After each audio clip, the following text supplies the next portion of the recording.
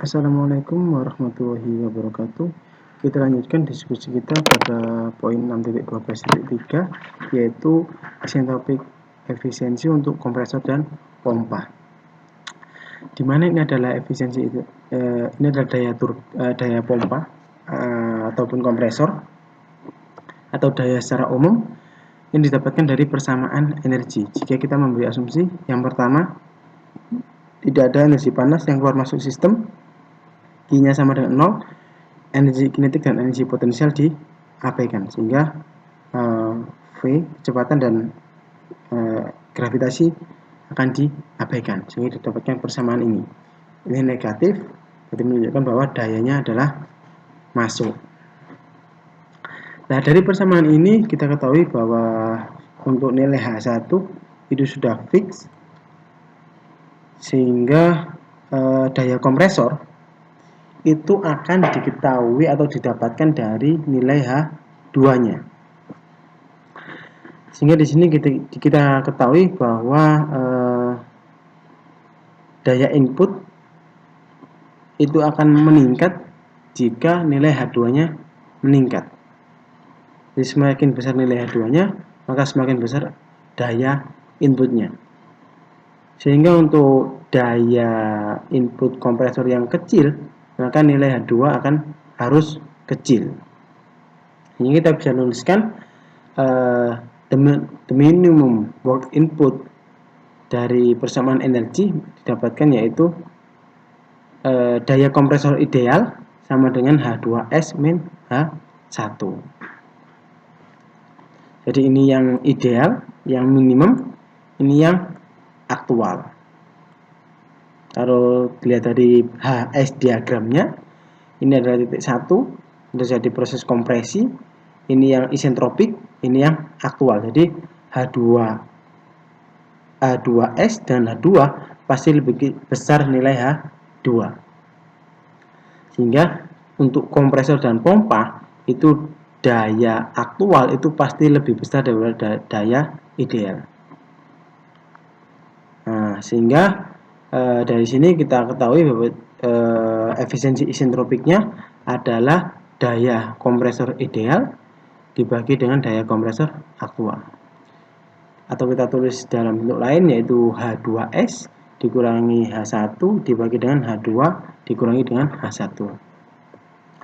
Kemudian untuk nilai efisiensi isentropik untuk kompresor itu biasanya antara 75 sampai 80%. Nah, sebelum kita masuk ke example, intinya efisiensi isentropik ini adalah nilai yang kecil dibagi dengan nilai yang besar. Kemudian untuk sesuatu yang kita berikan atau daya masuk itu pasti daya yang aktual itu pasti lebih besar daripada daya yang ideal karena kita memberi. Dan sebaliknya untuk turbin, daya aktual itu pasti akan lebih kecil daripada daya idealnya karena kita mendapatkan. Intinya apa yang kita dapatkan pasti lebih kecil dan apa yang kita berikan pasti lebih besar.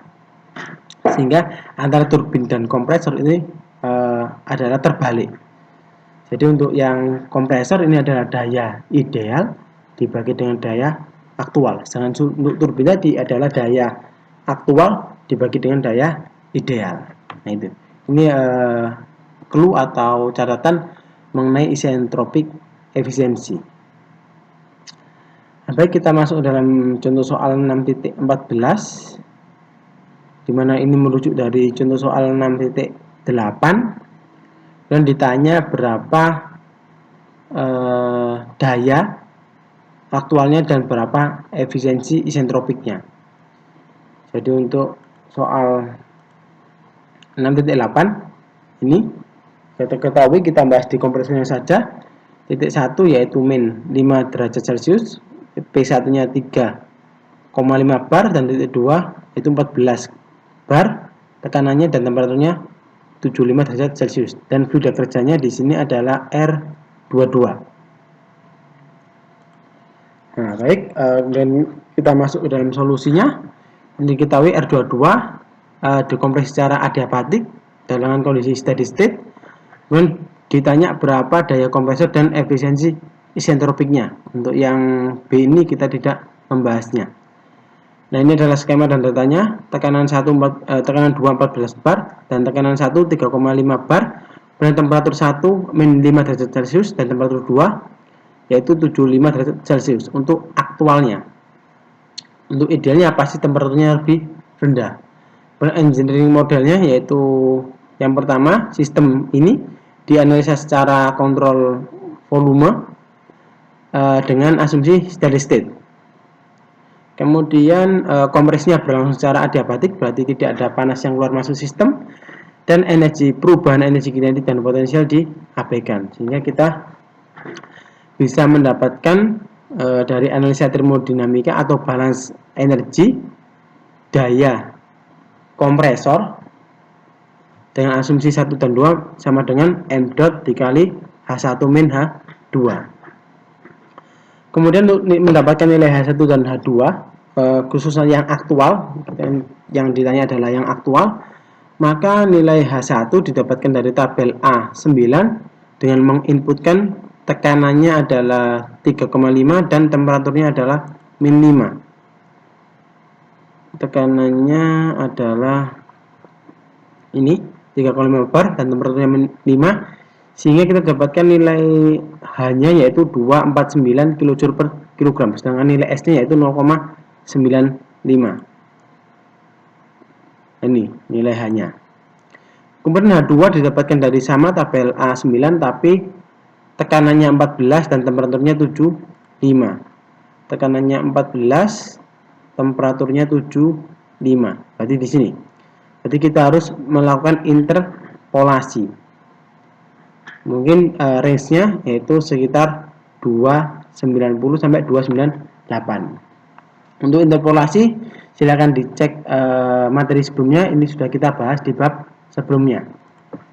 Nah, sehingga kita dapatkan nilai H2-nya yaitu 294. Nah, kemudian kita langsung masukkan ke dalam persamaan ini. Untuk nilai M dot-nya itu didapatkan dari example 6.8. Di sini kita lihat nilai M dot yang didapatkan ini M dot refrigerant yaitu 0,07 kg per second. Nah, di sini 0,07 dikali dengan ini adalah H1, ini adalah H2. Sehingga didapatkan daya kompresor yaitu min 3,11 kW. Nah, tanda minus ini menunjukkan ini adalah daya masuk. Nah, kemudian kita masuk untuk mencari efisiensi isentropik.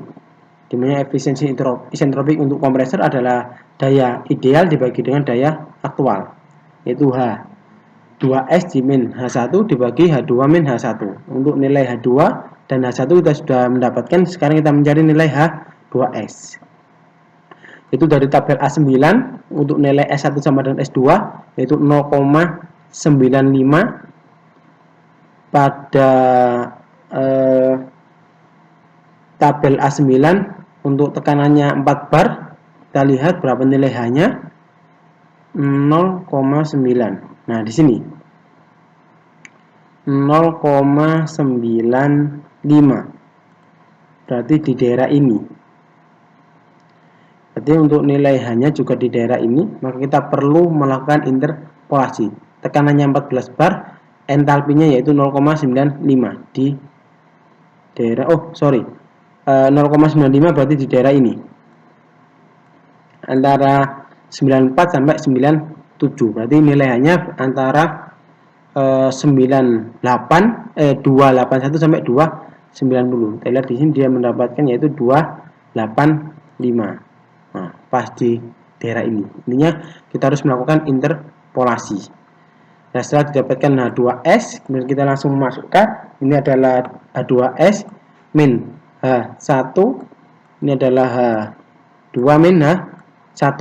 Sehingga didapatkan nilai efisiensinya yaitu 0,81 atau 81%. Baik, terima kasih atas perhatiannya. Kurang lebihnya saya mohon maaf. Assalamualaikum warahmatullahi wabarakatuh.